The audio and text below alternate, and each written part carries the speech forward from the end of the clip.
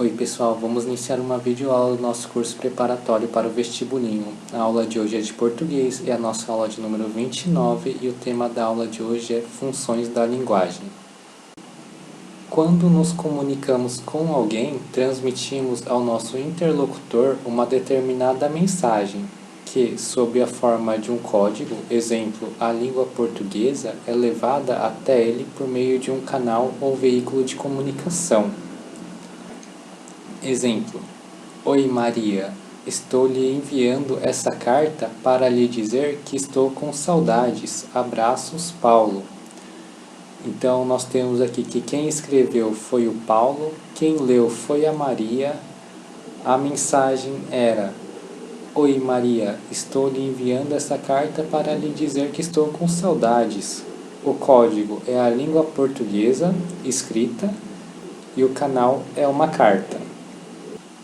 Pessoal, então nós temos que em um ato de comunicação há alguns elementos básicos. Por exemplo, nós temos o emissor, que é aquele que transmite a mensagem. Quem fala, escreve, desenha, faz gestos, etc. Nós temos o receptor ou destinatário, que é aquele a quem a mensagem se dirige. Quem ouve, lê, interpreta os gestos, etc. Nós temos a mensagem, que é a informação que se pretende transmitir. O código é o conjunto de elementos comuns ao emissor e ao receptor da mensagem. Esses elementos devem constituir um todo organizado e sua utilização deve seguir regras estabelecidas. Como exemplos, nós temos a língua oral, escrita, a língua de sinais, pinturas, placas de trânsito. Um outro elemento da comunicação é o referente, que é o assunto, a situação que envolve os interlocutores.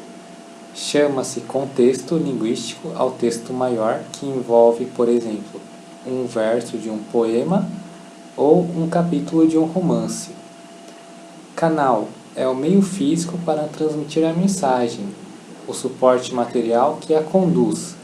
Exemplos: o livro, a carta, o ar, papel, telefone, televisão, internet, entre outros. Pessoal, nós temos que a fala e a escrita são utilizadas não só para expressar nosso pensamento, mas também para realizar ações, jurar, prometer, xingar, etc., ou para produzir certo efeito sobre o outro. Nesse sentido, pode-se dizer que, ao falar ou escrever, temos sempre uma intenção ou objetivo, ou seja, sempre pretendemos algo.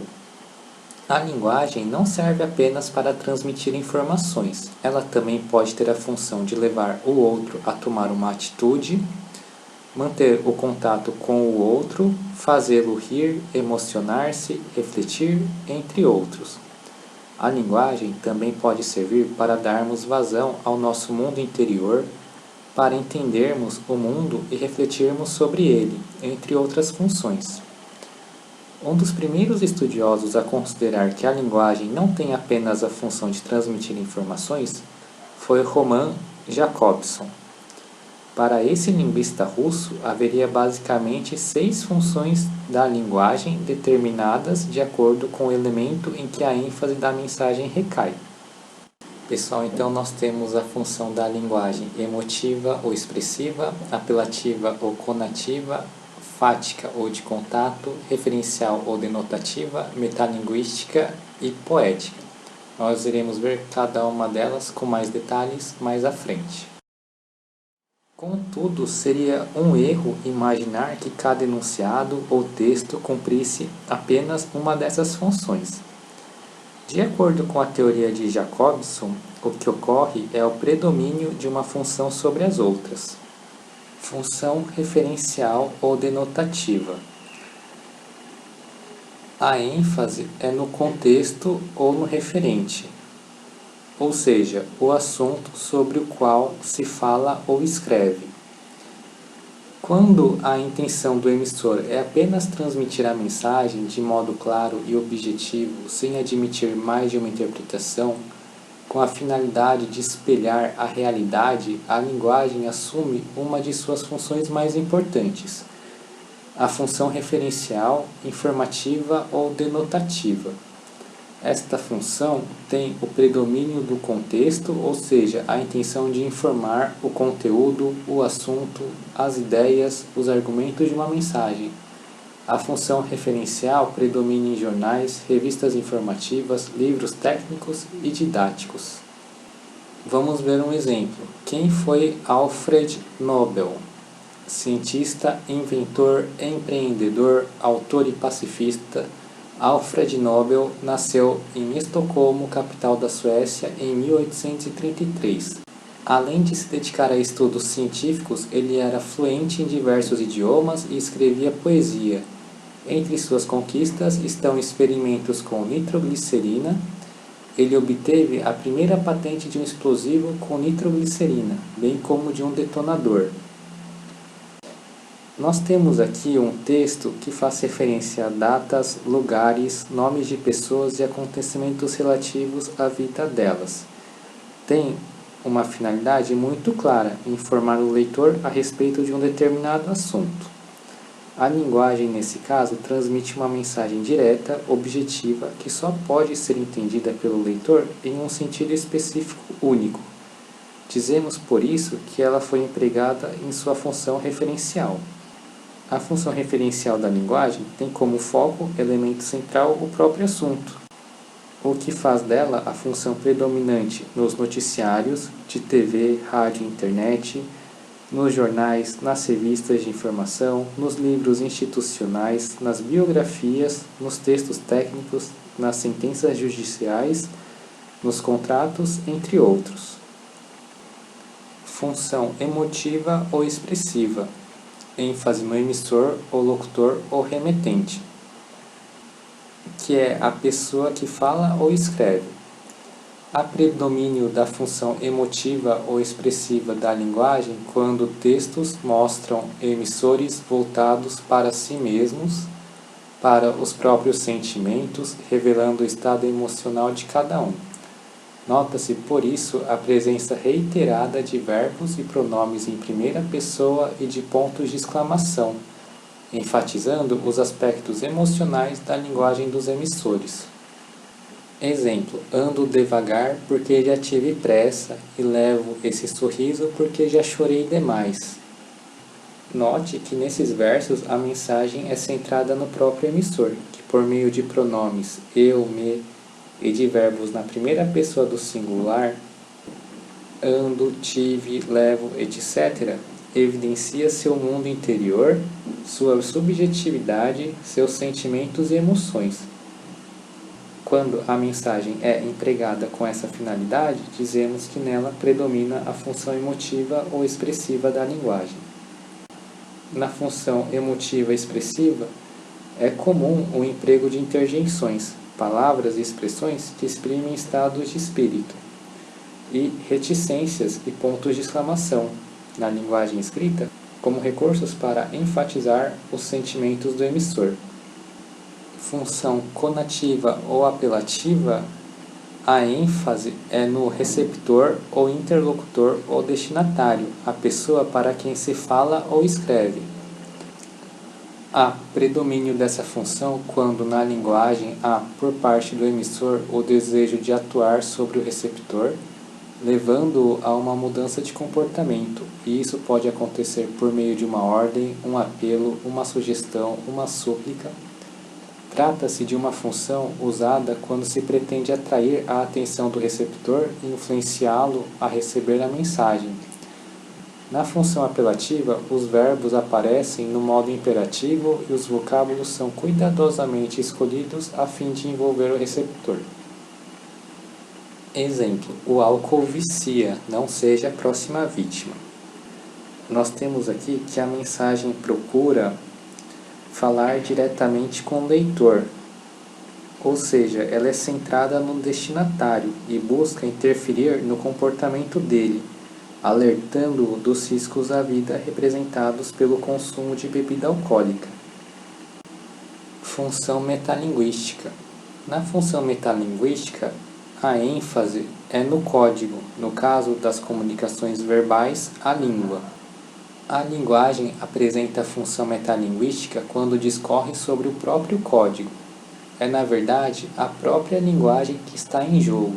O emissor utiliza-se dela para transmitir ao receptor suas reflexões sobre ela mesma. Assim, o próprio código linguístico é discutido e posto em destaque. Nota-se, por exemplo, o emprego da função metalinguística em dicionários, um filme que questione a própria arte cinematográfica, livros de linguística e gramática, entre outros. O livro Quebrando o Galho com a Casca da Árvore. A palavra liber designava originalmente, em latim, não o livro, mas o tecido vegetal que era encontrado entre a madeira e a casca exterior da árvore. Era nessa camada lenhosa que se escrevia. Nós temos que neste trecho a linguagem foi empregada para falar da própria linguagem, explicando a origem e o significado da palavra livro. Dizemos por isso que nesse caso a linguagem está centrada no código linguístico. Quando a linguagem é utilizada para falar da própria linguagem, caracteriza-se sua função metalinguística. Função fática ou de contato. Na função fática ou de contato, a ênfase recai no canal ou contato, físico ou psicológico. Quando se emprega a linguagem para iniciar, prolongar, verificar, testar ou interromper a própria comunicação, esta função põe o canal de comunicação em destaque, verificando se o contato entre o emissor e o receptor continua mantido. Na função fática, muitas vezes, ocorrem frases vazias que servem apenas para manter a comunicação. Parece que vem chuva. Aham, aham, aham, aham, aham, aham, aham, aham. E dizem que a arte da conversação está morta. Nessa conversa, a linguagem foi empregada pelos dois falantes, P1 e P2, apenas para tentar estabelecer e manter o contato entre eles. Não houve, efetivamente, nenhuma comunicação. Eles usaram a linguagem para verificar se a via de comunicação entre ambos estava ou não estabelecida. A essa função da linguagem dá-se o nome de função fática. A função fática é, portanto, centrada no canal, meio de contato entre os falantes, e evidencia-se quando a linguagem serve para iniciar, manter, retomar ou concluir o ato de comunicação. Palavras e expressões como alô, oi, tudo bem, certo, claro, né, tá ligado, fui, até mais e tchau caracterizam essa função da linguagem. Função poética. Na função poética, a ênfase é na mensagem ou no texto.